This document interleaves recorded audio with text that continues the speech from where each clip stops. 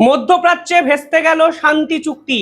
কালকে ইরান ও আমেরিকার পক্ষ থেকে সংঘর্ষ বিরতির সিদ্ধান্ত নেওয়া হয়েছিল এবং এই সংঘর্ষ বিরতি চুক্তির ঘণ্টাখানেকের মধ্যেই ইসরায়েল স্পষ্টত বলে দেয় বা বুঝিয়ে দেয় যে তারা কোনো ধরনের শান্তি চুক্তিতে আর বিশ্বাস বা ভরসা রাখছে না। কারণ মিডল ইস্ট যেভাবে অশান্ত করার পরিকল্পনা ইরান বিভিন্ন ক্ষেত্রে করেছে, তারা তার শেষ দেখে ছাড়বে। এরপর লেবাননের উপর বিধ্বংসী হামলা চালায় ইসরায়েল। 10 মিনিটের মধ্যে 160টি বোম লেবাননে নিক্ষেপ করা হয় এবং ইরান পাল্টা হরমুজ প্রণালী বন্ধ করে দিল সংঘর্ষ বিরতি চুক্তিকে ভেস্তে দিয়ে। অর্থাৎ এই যুদ্ধ ঠিক যে কারণে হচ্ছিল, হরমুজ প্রণালী বন্ধ করাকে কেন্দ্র করে, ঠিক সেখানেই কিন্তু ফিরে গেল সংঘর্ষ বিরতি চুক্তির ঘণ্টাখানেকের মধ্যেই। ইন্টারেস্টিংলি বিষয় হলো, সিজফায়ার হয়ে যাওয়ার ঘণ্টাখানেকের মধ্যে ভারতের পক্ষ থেকেও একটি বিবৃতি জারি করা হয়েছিল। সেখানে বলা হয়েছিল মধ্যপ্রাচ্যে যে সকল ভারতীয় বিভিন্ন জায়গায় ছড়িয়ে ছিটিয়ে আছেন তারা অন্তত 2 দিন ঘরে থাকবেন, বাইরে বেরোবেন না। আর এখানেই উঠেছে নতুন করে প্রশ্ন, ভারতের কাছে কি রিপোর্ট ছিল বা ভারতের কাছে কি তথ্য ছিল যে এই সিজফায়ার একদিনের মধ্যেই ভেস্তে যাবে? না হলে কেন হঠাৎ করে ভারতীয়দের সেফ জায়গায় থাকার পরামর্শ ভারতের দূতাবাস বা বিদেশ দপ্তর দিল?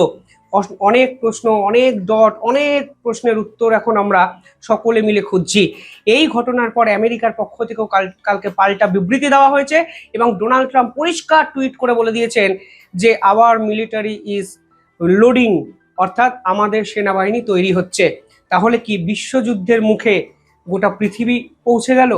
আজকে এই ভিডিওতে ডিটেইলিংয়ে সমস্ত বিষয় নিয়ে আলোচনা করব। ভিডিওটি শেষ অবধি দেখবেন এবং চ্যানেলটিকে ভালো লাগলে সাবস্ক্রাইব করে পাশে থাকা বেল আইকনটি ক্লিক করে রাখবেন। অনেকে আমাদের ভিডিওতে কমেন্ট করছেন যে তারা চ্যানেলের নোটিফিকেশন পাচ্ছেন না, তাই একটাই অনুরোধ, সাবস্ক্রাইব করার সময় বেল আইকনটি ক্লিক করে রেখে অল ভিডিওস করে দেবেন, তাহলে জিওপলিটিক্যাল সমস্ত ভিডিও আপনাদের কাছে রিয়েল টাইমে পৌঁছে যাবে।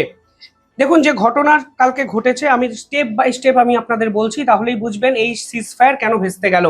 প্রথমত, কালকে লেবাননের পক্ষ থেকে জানানো হয়েছে তারা 10 মিনিটের উপর, মানে 10 মিনিটের মধ্যে 160টি বোমার সম্মুখীন হয়েছে ইসরায়েলের সেনাবাহিনীর পক্ষ থেকে এবং ইসরায়েল অফিসিয়ালি জানিয়েছে তারা অপারেশন রোয়িং লায়ন স্টার্ট করেছে। এই রোয়িং লায়ন হলো ইরানের প্রক্সি গ্রুপ হিজবুল্লাহ, যে হিজবুল্লাহদের পিছন থেকে দিনের পর দিন সাপোর্ট করে ইরান, অস্ত্র দিয়ে কিংবা ফান্ডিং করে।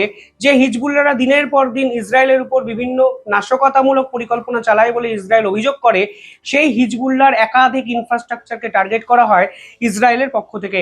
ইসরায়েল সেনা বলছে 100টার বেশি হিজবুল্লাহর হেডকোয়ার্টার কালকে লেবাননের বিভিন্ন জায়গায় তারা ধ্বংস করেছে, মিলিটারি এরিয়াস ধ্বংস করে দিয়েছে। কমান্ড অ্যান্ড কন্ট্রোল যে সিস্টেম যা বেরুটে অবস্থিত লেবাননের, সেটাকেও কিন্তু ধ্বংস করে দেওয়া হয়েছে। এবং বারবার যে অভিযোগ লেবাননের বিপক্ষে এই ইসরায়েল করেছে যে এই হিজবুল্লাহদের প্রশ্রয় দেয় লেবানন সরকার এবং ইরান, কালকে কার্যত সে কারণেই লেবাননের উপর এই আক্রমণ কিন্তু ইসরায়েলের পক্ষ থেকে থামানো হয়েছে, মানে করা হয়েছে।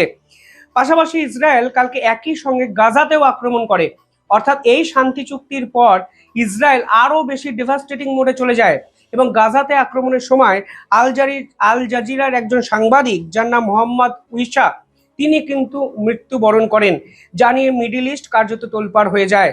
অর্থাৎ ইসরায়েল কিন্তু একের পর এক আক্রমণে ইরান এবং তার সহযোগী রাষ্ট্রদের সিজফায়ারের পরেও কাঁপিয়ে দিতে শুরু করে।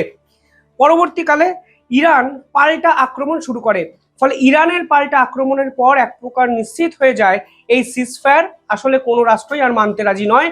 এবং ইন্টারেস্টিং বিষয় হলো, ইতিহাসে প্রথমবারের জন্য একটি সংঘর্ষ বিরতি চুক্তি ঘোষণা হওয়ার 6 ঘন্টার মধ্যেই এই চুক্তি ভেঙে দেওয়া হলো। ফলে গোটা বিশ্ব কার্যত বিশ্বযুদ্ধের সম্মুখীনে চলে গেল বলে বিশেষজ্ঞরা মনে করছেন। ইরান কি করেছে? ইরান সৌদিতে আক্রমণ করে বসেছে পাল্টা। এর আগে তারা কুয়েতে আক্রমণ করেছিল কালকেই। এবার সৌদির এমন একটা ইনফ্রাস্ট্রাকচারে আক্রমণ করেছে যা মিডল ইস্টের আমেরিকার সহযোগী রাষ্ট্রগুলোকে কিন্তু খেপিয়ে তোলে। সৌদির অত্যন্ত গুরুত্বপূর্ণ একটি পাইপলাইন, সেই পাইপলাইন কিন্তু ধ্বংস করে দেওয়া হয় ইরানের পক্ষ থেকে। সেই পাইপলাইনটি স্ট্রেট অফ হরমুজকে বাইপাস করার জন্য সৌদি কিন্তু বানিয়েছিল। পূর্বাঞ্চল থেকে প্রায় 70 লক্ষ ব্যারেল তেল প্রতিদিন সেই পাইপলাইন মারফত ইয়াবুনু বন্দরে কিন্তু পৌঁছে যেত, অর্থাৎ সেই বন্দর থেকে সৌদি গোটা বিশ্বতে সেই তেল কিন্তু বিক্রি করত। এই সব ঘটনার মধ্যে কালকে পাকিস্তানের পক্ষ থেকেও ঘোষণা করে দেওয়া হয় যে 2 দিনের জন্য পাকিস্তানের রাজধানী ইসলামাবাদ অফিসিয়ালি ছুটি সেখানে ঘোষণা তারা করছে। অর্থাৎ ইসলামাবাদে এমন কিছু হাই ভোল্টেজ মিটিং তারা অর্গানাইজ করার চেষ্টা করেছে, সেই মিটিংয়ে আক্রমণের সম্ভাবনা ছিল বলে তাদের কাছে অনুমান, এবং অনুমানের জন্যই পাকিস্তান দুদিন তাদের সরকারি সমস্ত দপ্তর, স্কুল, কলেজ, অফিস, আদালত ইসলামাবাদে বন্ধ করে দেয়। এবং এরপর ইরানিয়ান মিলিটারির পক্ষ থেকে একটি টুইট আসে, সেখানে তারা পরিষ্কার বলেন যে আওয়ার মিসাইল আর রেডি, অর্থাৎ আমাদের missile ready, return to Israel, এবং আমরা ইসরায়েলের উপর সেই মিসাইলকে ফের রিটার্ন করার চেষ্টা করছি। Lebanon is a soul of Iran, Lebanon হলো ইরানের আত্মা বা সোল, অর্থাৎ লেবাননের উপর ভয়ঙ্কর হামলার প্রতিশোধ ইরানের মিলিটারি নেবে, আমরা মিসাইল রেডি করছি। অর্থাৎ ইসরায়েল এবং ইরান ফের কিন্তু একে অপরের সঙ্গে যুদ্ধে লিপ্ত হয়ে যায় ঘন্টা 6 মধ্যেই। আমেরিকা এতক্ষণ চুপ ছিল, পুরো বিষয়টা তারা দেখছিল, কিন্তু ইরান একের পর এক আমেরিকার সহযোগী রাষ্ট্রের উপর পাল্টা আক্রমণ শুরু করে, কখনো সৌদি, কখনো কুয়েত, এবং সেই কেন্দ্রবিন্দুতে অয়েল ফেসিলিটি। ততক্ষণ অবধিও আমেরিকা কিছু বলেনি, কিন্তু তালটা পেকে যায় বা গন্ডগোলের সূত্রপাত হয়ে যায় যখন ইরান অফিসিয়ালি জানিয়ে দেয় তারা ফের হরমুজ প্রণালী বন্ধ করছে।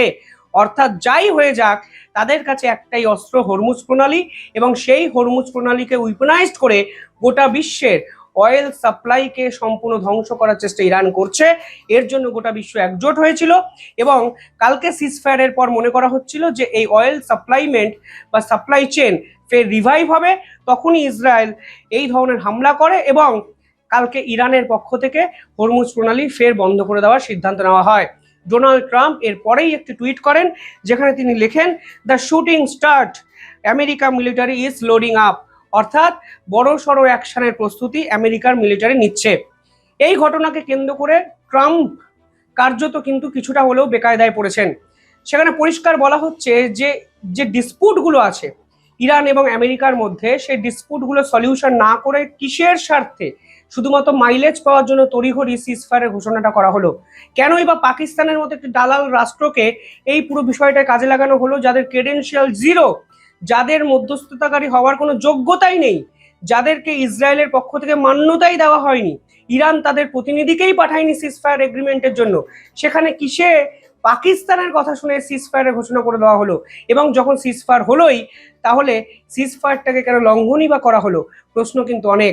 ফ্রান্সের পক্ষ থেকে পরিষ্কার একটি বিবৃতি এসছে, যা পরিষ্কার করে দিচ্ছে এই সিজফায়ার যেভাবে ভেঙে গেল, তাতে ইউরোপীয় ইউনিয়নের একাধিক রাষ্ট্র অন্তত আমেরিকার প্রতি আর ভরসা বা বিশ্বাস কিছুই রাখতে পারছে না।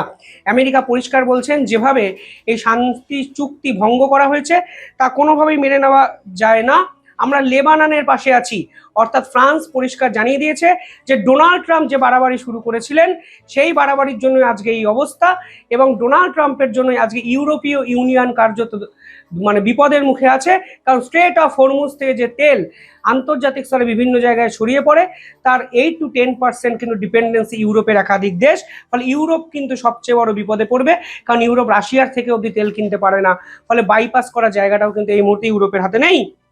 ইরান স্ট্রেট অফ হরমুজ বন্ধ করে দিয়েছে, অর্থাৎ এতদিন অবধি যে যে 1-2 জাহাজকে তারা আসতে দিত, সেটাও আপাতত বন্ধ। 30% তেল সরবরাহ গোটা বিশ্বের থমকে গেল, এবং অবরোধের মুখে স্ট্রেট অফ হরমুজ, এবং আন্তর্জাতিক বাজারে একদিনে 6 ঘন্টার মধ্যেই বৃহত্তম পতন। ফলে এখন কোথায় গিয়ে পুরো বিষয়টা দাঁড়াবে, সেটাই একটা বড় প্রশ্ন। মনে রাখবেন, ইরানের ড্রোন পাওয়ার কিন্তু মারাত্মক। ইরান যদি ফের এই হানাদারি শক্তির প্রয়োগ ঘটাতে শুরু করে, তাহলে কিন্তু এই যুদ্ধ কোনো অবস্থাতেই বন্ধ হওয়ার জায়গাতে নেই। আর স্ট্রেট অফ হরমুজ বন্ধ করে দেওয়া মানে গোটা বিশ্ব আবার এই যুদ্ধে কিন্তু ইনভলভ হয়ে গেল। রাশিয়া, চীন, ভারত, মিডল ইস্টের সমস্ত রাষ্ট্র, ন্যাটো, ইউরোপীয় ইউনিয়ন বাদকে গেল, সকলে বিবৃতি দিতে কিন্তু বাধ্য হয়েছে। এবং ডোনাল্ড ট্রাম্পের তারপরের সেই বিখ্যাত টুইট দ্য শুটিং স্টার্ট, এবং এখানে পরিষ্কার বোঝা যাচ্ছে ন্যাটো এবং গ্রিনল্যান্ডকে কেন্দ্র করেও এখানে ডোনাল্ড ট্রাম্পের যে সংঘাত ইউরোপীয় ইউনিয়নের সঙ্গে হয়েছিল, তা কিন্তু মিডল ইস্টের যুদ্ধ রিফ্লেক্ট হচ্ছে। কারণ ফ্রান্স সরাসরি এই সিজফায়ারকে ভাঙাকে কেন্দ্র করে আমেরিকা এবং ইসরায়েলের বিপক্ষে বিস্ফোরক মন্তব্য করেছেন। ইন্টারেস্টিং বিষয় হলো ভারতের সেই অ্যাডভাইজারি, যেখানে সিজফায়ারের পরই ভারত স্পষ্ট বুঝে গেছিল যে সিজফায়ারে পাকিস্তান ঢুকে গেছে, সেই সিজফায়ার অন্তত সাফল্যমণ্ডিত হতে পারে না। ডক্টর জয়শঙ্কর মধ্যপ্রাচ্যে যাচ্ছেন একাধিক বৈঠকের জন্য 11 থেকে 12 এপ্রিল। অফিসিয়ালি ভারত সেই বৈঠক এখনো ক্যান্সেল করেছে বলে এই ভিডিও বানানো অবধি খবর আসেনি। কিন্তু ভারতের সেই অ্যাডভাইজারি যেখানে ভারত বলেছিল অন্তত 2 দিন ভারতীয়রা ঘরে থাকুন, বাইরে বেরোবেন না, তাই এটা পরিষ্কার হয়ে যাচ্ছে যে ভারতের কাছে এমন কিছু ইনপুট বা ইন্টেল রিপোর্ট ছিল যেখানে ভারতও বুঝেছিল এই সিজফায়ার আদতে ঘন্টা খানেকের সিজফায়ার, এই সিজফায়ার কিন্তু কোনো অবস্থায় বাস্তবে রূপরেখা দেখবে না, এবং সেটাই কিন্তু হলো। অর্থাৎ অনিশ্চয়তার মুখে ফের ঢলে পড়লো বিশ্ব। সলিউশন কি সকলেই খুঁজছে। আপডেট আসছে মুহুর্মুহু, আপডেট এলে আপডেটেড ভিডিও আমি নিয়ে আসবো দ্য ইন্ডিপেন্ডেন্ট বেঙ্গলে। চোখ রাখুন আমাদের চ্যানেলে এবং কমেন্টে জানাবেন আপনারা কিভাবে দেখছেন পুরো বিষয়টি। এই যুদ্ধ কি থামার কোনো সম্ভাবনা অন্তত দিন তিনেকের মধ্যে আপনারা দেখতে পাচ্ছেন? প্রশ্ন থাকলেও কমেন্ট করবেন।